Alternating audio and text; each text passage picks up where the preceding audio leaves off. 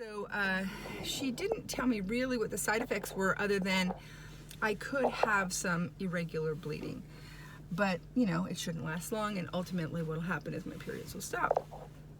She did not mention that weight gain was associated with that, which really bummed me out, or that a certain very, very, very small percentage of people who have that injection actually have really abnormal, heavy bleeding that goes on for a super long time. I didn't find that out until I did my own research, and that was kind of a drag because it turns out that I was one of those small percentage of people that happens to. And that's the one thing I didn't need. So I ended up having very heavy bleeding for about 5 months, and it was horrific. And it worsened my anemia, and I ended up back in the emergency room, all this kind of silly stuff.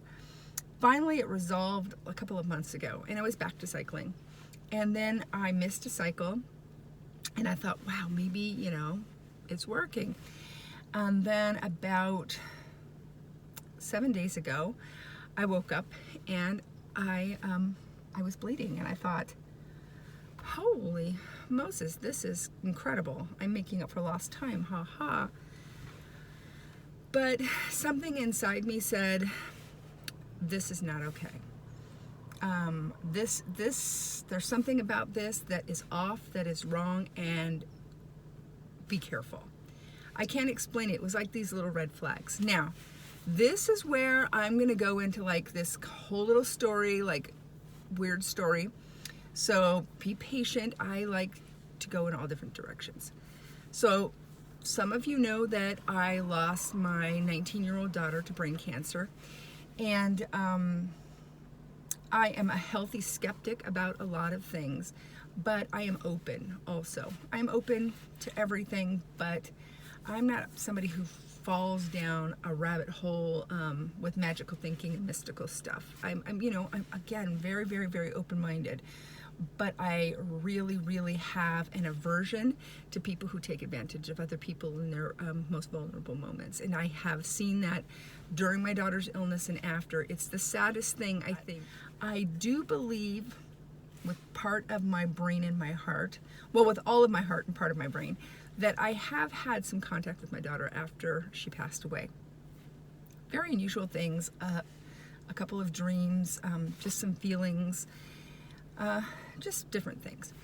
And I've never like told myself, yeah, that's it, that's her. Some part of my brain kind of doubts it always, and I can explain it away. But a few of these things are almost impossible for my brain to explain away, so I hold on to those. So here's what happened. When my daughter was sick, I had one of those hotel bells next to her bed. Because she lost her ability to speak, she would ring the bell if she needed anything, if she was scared, if she wanted to get up. And that was our way to communicate if I left the room. I still keep that bell next to her bed, and I sleep in her bed every single night. And in the beginning stages of my grief, I had told her, ring that bell, ring that bell, ring that bell. And over time, as I got to a place where I could accept that she could still be here, meaning a part of everything, but not have a physical body, I started telling myself, why do you keep asking her to ring that bell? She doesn't have arms. You're asking her to do the impossible. She's left a body that can do that. She can't ring a bell, so stop doing that. So that there's that. Then there's this other weird thing that I've tried because I know other people who have lost someone have tried it, and I'm looking at my hair right now going, oh my gosh, I can't believe I'm making a video with this hair. Sorry, this is my bedhead. Anyway, and people who say they have a strong sixth sense, who talked about automatic writing, and I kind of liked the idea of it, and I've tried it over the years that my daughter has been gone. And what I do is I just kind of like put myself in a super, super relaxed state, like almost that kind of like heavy feeling right before you're about to sleep. And I used to do it with a pen and a pencil, but for some reason, every time I would move my hand across that page, I felt like I needed to look at the page, and I had to like wake up my brain to tell it, You don't have to look. It was just this whole thought process that I just couldn't like override. So it didn't work for me very well. So one night I decided to do it with the computer because I don't watch myself type when I am using the computer. And there's something really interesting to me about technology, especially about communicating with technology, and that is, and tell me if you get this, I know a lot of people, and I have people who I consider close and dear friends that I have never met in person. I have never physically had a conversation with them face to face. We have spoken on the internet. We have shared emails and photos of our family. We've gone through pregnancies together. We've just kind of like lived our lives through the computer. And it's meaningful and real to me, even though it's an exchange of this energy. It's just these I's and O's that she's putting out, that I'm putting out. And if you were to try to explain this to somebody, let's say 100 years ago, and say, one day you will be able to communicate with people without ever speaking to them. You won't be writing a letter, really. You won't be talking on the phone, not really. You won't ever see them in person. Not really. What you'll be doing is you'll be putting information into this box, and it will send it off to them, and they will send this information back to you. You would have gone to the loony bin. So to me, I think it's really cool that we so much of our life is spent sharing data, and it's meaningful. Now, maybe people who are a little bit older don't feel it's meaningful. I know that my aunt refuses to do it because she can't understand or even fathom that it could be meaningful. To her, it's creepy. And I understand that. That's her generation. It's too weird for her. But for me, this is the truth for me. So I thought, this makes sense to me. You know, you don't have to be totally physical. I mean, if you're disabled or you don't have hands, you can still use voiceover. There's lots of ways, you know, to still be able to use the computer. I mean, Stephen Hawking did it using his eyes. So anyway, I'm digressing all over the place. So I did automatic writing using my computer. I would put myself in this meditative state. I would close my eyes. I would put my laptop on a pillow and wear a very comfortable, natural, relaxed position for me. Put my hands on the keyboard where they were supposed to be. And I would just type whatever came into my head. I'd ask her questions. I'd just start typing about the day.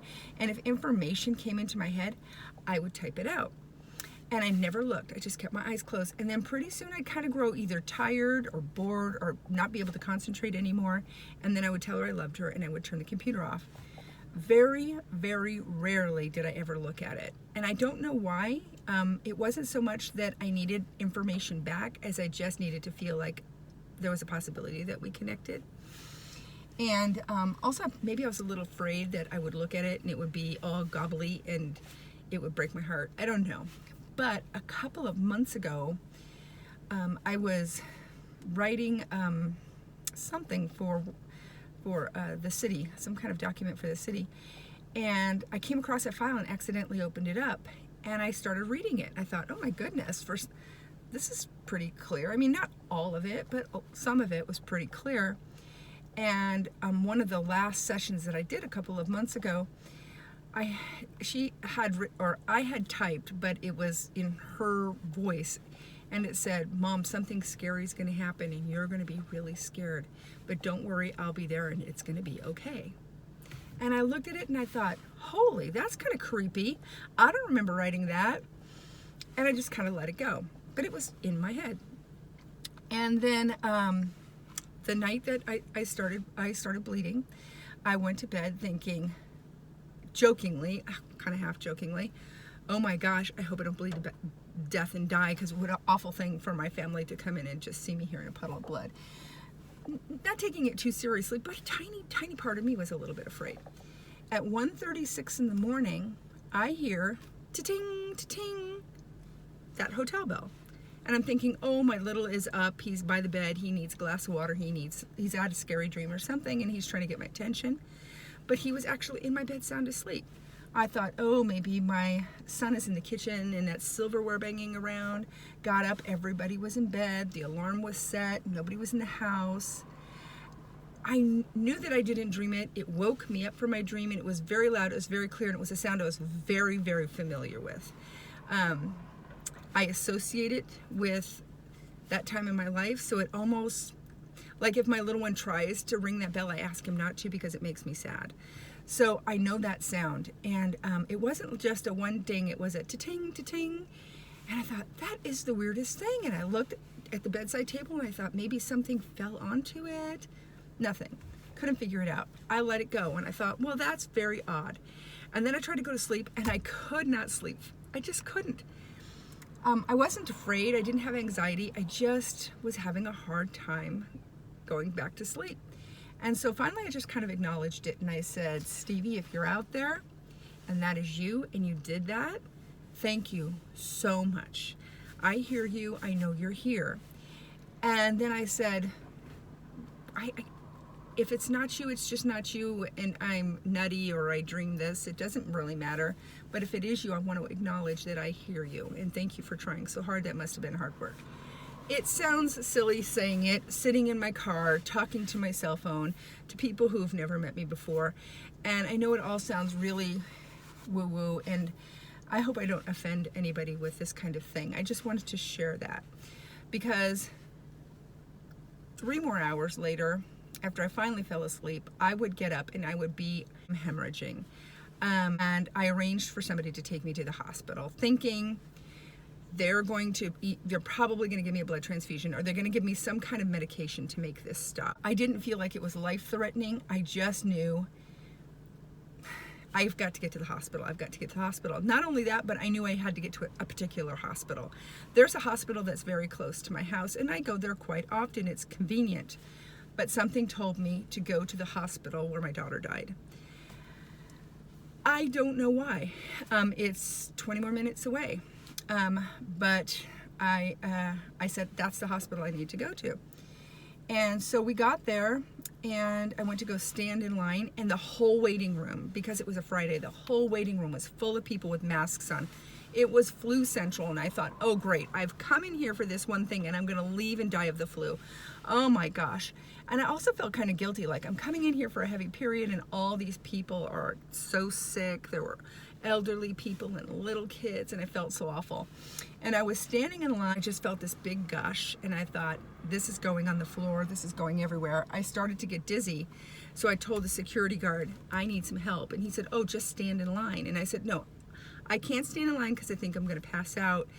He says, well, sit down in a chair. I said, I can't sit down in a chair because I'm gonna get blood everywhere. Could you get somebody to bring me a pad, a big pad to sit on? Because I was worried that, people would be grossed out, and you don't want to spread those kind of bodily fluids everywhere. He looked down and he said, I'll be right back. And he came back with, I think it was a nurse, and they just whisked me back. And the emergency room doctor came in, and she said, we need to get some blood work. We need to find out what's going on here. I'd like OBGYN to come and take a look at you and see what we're supposed to do. So they called the on-call OBGYN. Let me add this part. Before I left to the hospital, I called my regular doctor because I need to get permission to go to the emergency room for insurance purposes. He was on vacation. Then I called the doctor that had given me the shot and said, I need to know what to do, or I need to come in and see you. And the nurse said, that doctor has left without notice. We don't know what happened to her. I'm like, that is very odd. She said, what's going on? And I told her, she said, just go to the emergency room. Go straight to the emergency room. So anyway, I'm at this hospital. The doctor that happens to be on call is the OB that delivered my son. I told her that my hematocrit and hemoglobin had come in very, very, very, very low. And she ordered blood, and she ordered a Premarin IV. And it's kind of like this estrogen, and it's supposed to, in a lot of these cases, they give it to you by IV, and it's supposed to kind of stop all the bleeding. So we were crossing our fingers that that was the case. But she ordered it, and she came back like 5 minutes later, and she said, where's my blood? Where's my IV? And the nurse had said, oh, we're still waiting for the blood bank. We're still waiting for the pharmacy. She got very upset. She went out, and within another 5 minutes, I had gotten the emergency blood supply from the emergency room, and my IV was going. And then they had the blood bank bring 4 more bags of blood. And so she was doing that. The Premarin worked. We thought it was working because things slowed down for a second, and then the dam just broke.